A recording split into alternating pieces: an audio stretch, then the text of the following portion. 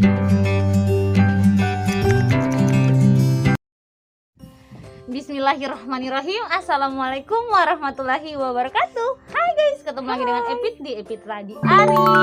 Kali ini temanya sedikit berbeda, melenceng dari konten-konten sebelumnya. Hari ini saya akan berbincang-bincang dengan saya punya Dinda ini guys. Oke, assalamualaikum Ukti. Waalaikumsalam. Oke, bisa perkenalkan dulu dirimu tuh sama teman-teman kita. Halo, assalamualaikum. Perkenalkan, nama saya Dian Husaini. Biasa dipanggil Dian, biar lebih akrab panggil Dian aja ya. Iya. Jadi saya ini bisa dibilang teman, tapi masih keluarga juga sih dari Epit. Nah, kita kenal sudah cukup lama ya, dari kecil. Saya lahirnya 98, dia lahirnya 99. Beda 1 tahun guys. 1 tahun doang. Jadi kita sering sering kayak jalan, terus banyak melakukan kegiatan bersama. Kayak gitu ya. Oke, itu perkenalan singkat dari saudari Dian. Oke toh. Oke, kita bercerita-cerita santai saja nih toh. Santai yang relax. Ya, relax. Oke. Apa ini yang mau dibahas? Begini. Ini apa bahasan beratnya? Pembahasan yang Ringan-ringan saja. Oke. Oke, lanjut. Sedikit cerita kan waktu itu kita sempat terpisahkan toh. Itu terpisahkan karena apa dulu deh? Kau kok pergi? Oh iya. Karena kan pas habis 2016 setelah lulus SMA, itu kan saya pilih untuk lanjut ke pesantren. Ya. Terus lamanya itu kira-kira dari 2016 2017 sampai 2017 akhir, 1 tahun lebih lah. 1 tahun lebih.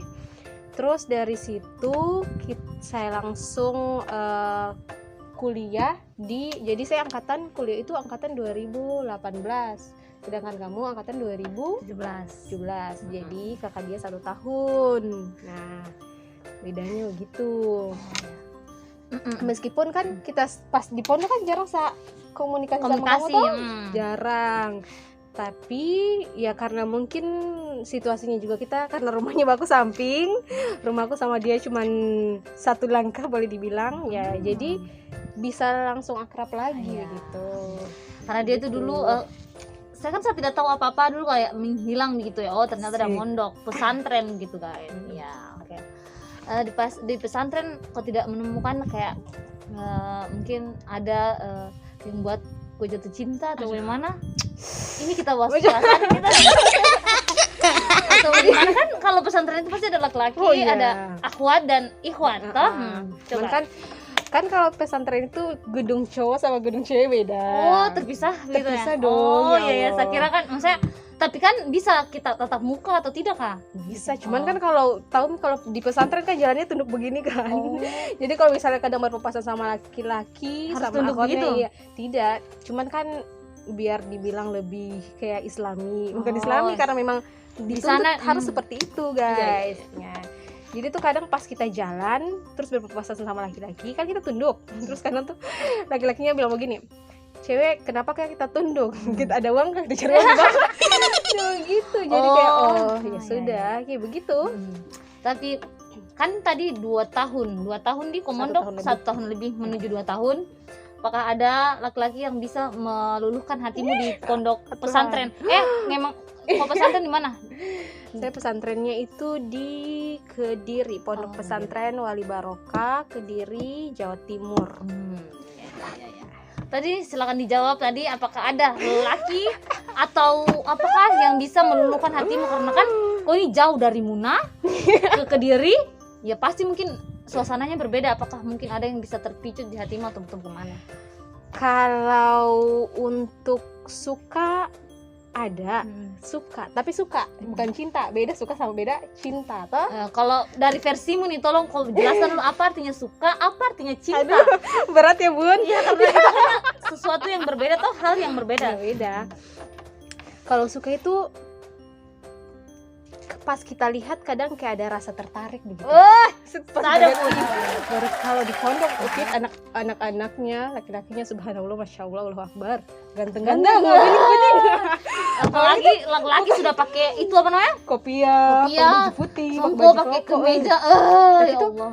Di sana kan bukan cuma dari Sulawesi, dari Seluruh negara. Iya, ada beberapa negara, ada Malaysia, ada Vietnam, ada Kongo, Astaga. ada Australia. Masya ada. Allah. Cuman kalau saya lebih banyak, kalau untuk saya teman kamarku kan lebih ke Jawa ya.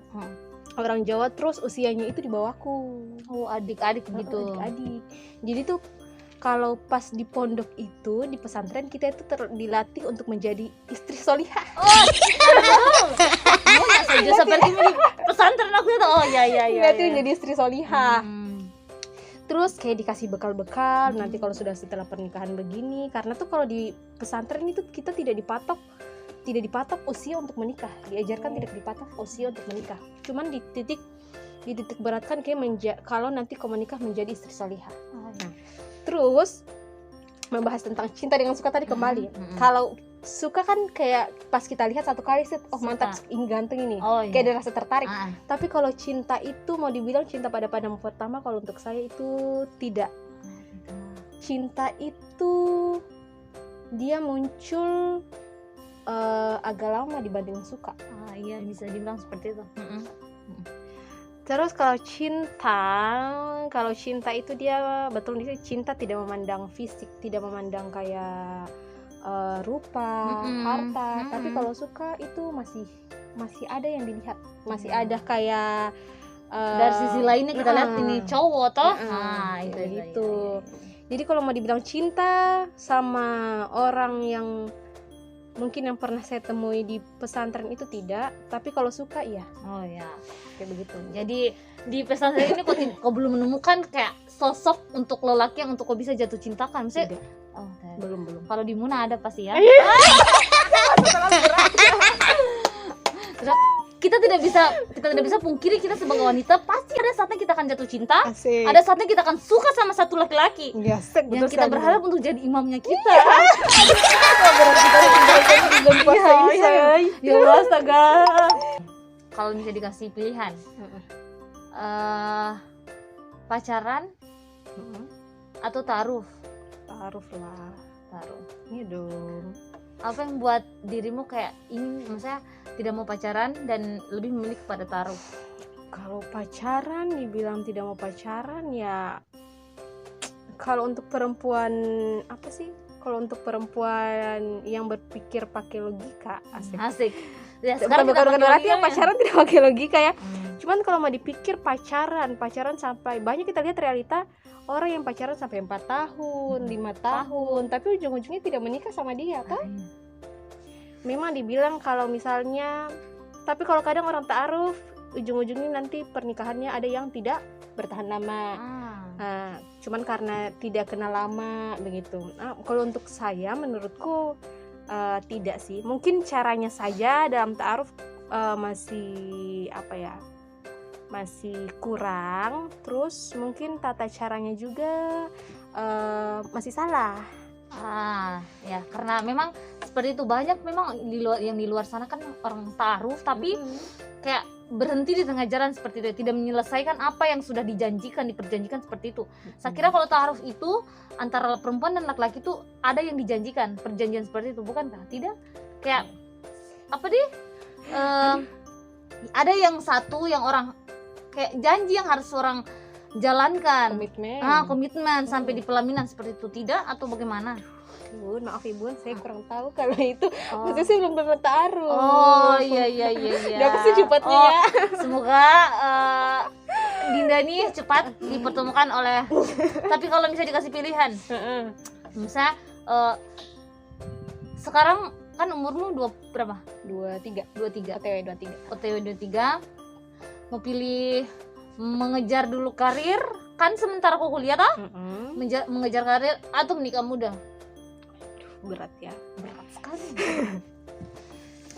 Kalau dibilang pilih karir atau menikah muda itu, kalau untuk saya tidak ada patokan ya. Saya maksudnya Kalau misalnya jodoh datang pas masih kuliah, ya alhamdulillah. Kalau misalnya jodoh datang pas nanti selesai kuliah, ya alhamdulillah. Cuman saya lebih ke memantaskan diri saja.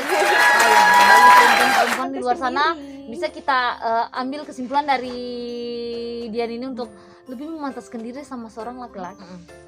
Dan begini ya, kita kan sebagai perempuan, maksudnya ada saatnya juga kayak kita berusaha untuk menyimpan rasa toh sama laki-laki gitu ya.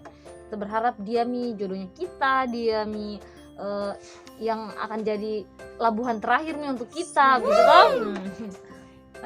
Untuk sekarang ini apakah kamu, maksudnya kau punya kah seseorang yang ada di sampingmu gitu? Ada atau gimana nih? Kan kita berbagi nih sama perempuan-perempuan yang ada di Indonesia, bahkan di luar, di mancanegara begitu ya. Oke, kalau seseorang untuk sekarang belum ada. Dan kalau untuk saya tidak mau kayak bikin orang kayak punya komitmen begitu sama orang. Takutnya saya nanti yang tidak bisa untuk menepati komitmenku itu. Ya memang kalau komitmen itu kayaknya berat sekali.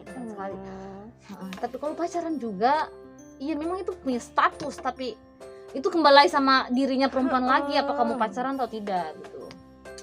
Pacaran tidak menjamin dia jodohmu. Bisa saja kamu pacaran misalnya 7 tahun, ujung-ujungnya itu ternyata 7 tahun itu kau jagakan jodohnya orang. Sakit kayak begitu. Mending jangan pacaran. Ya. Banyak sekali tuh pemberitaan di luar sana yang tentang yang kayak perempuannya mau hampir gila, ditinggal nikah dan lain-lain, sampai bunuh diri. Yang sebenarnya sampai ada yang hamil duluan.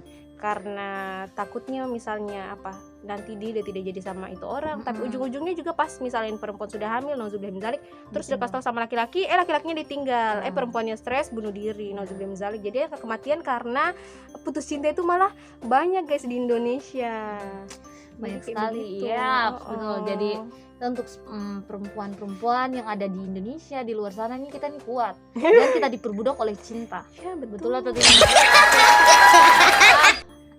Jadi kayak begitu. Jadi ada pacaran, hubungan toksik. Kalau untuk saya itu pacaran hubungan toksik sih. Di sini kita akan bahas, maksudnya pasti kan semua orang itu punya kisah, punya suka dan punya duka dalam kehidupan percintaan, kehidupan sekolah, persekolahan dan lain-lain kan. Jadi yang sama nanya kan, apakah ada suka dan atau dukamu mengenai cinta? Kan aku pernah juga rasakan hal-hal seperti itu. Singkat saja, sukanya, dukanya apa? Sukanya kalau misalnya ada sih memang dulu yang bisa saya bilang lah cinta ya, bukan suka. Sukanya itu cuman kita lebih semangat dalam menjalani hari-hari. Kali itu saya setuju sekali. Iya, cuman kayak mau termotivasi buat semangat ini. Tapi kalau dukanya kayaknya lebih daripada suka. Jadi semenjak itu saya lebih tidak kayak bukan lebih menaruh harapan ke seseorang, itu tidak. Kalau dukanya itu karena ekspektasi kita mungkin terlalu tinggi sama seseorang sehingga kecewanya itu besar. Sakit kan dah. Betul. Makanya jangan terlalu berekspektasi tinggi sama seseorang, karena kalau misalnya kita sudah menaruh harapan, ekspektasinya kita tinggi sama seseorang, dia ini yang bisa menjadi kayak tempatku untuk mengakhiri sih, kayak labuan terakhir itu. Jangan berharap sama manusia karena sakit, mending kita berharap kepada Allah saja. Sebut dia namanya di setiap doa-doamu. Dan begini juga, saya pernah dengar siapa yang ceramah kita bisa menikung di sepertiga malam toh? Tikung yang diperbolehkan, yang halal itu ya tikung di sepertiga malam. Jadi untuk para teman-temanku, para cewek-cewekku, para perempuan yang ada di seluruh di Indonesia maupun mancanegara, Kalau kalian mau menikung, jangan tikung dari depan. Kita memutar dari belakang. Tikung di sepertiga malam. Oke, the strike baby. Oke. Sekian kali ini, terima kasih untuk podcast hari ini bersama Dian. Ditunggu podcast selanjutnya. Jangan lupa like, comment, and subscribe.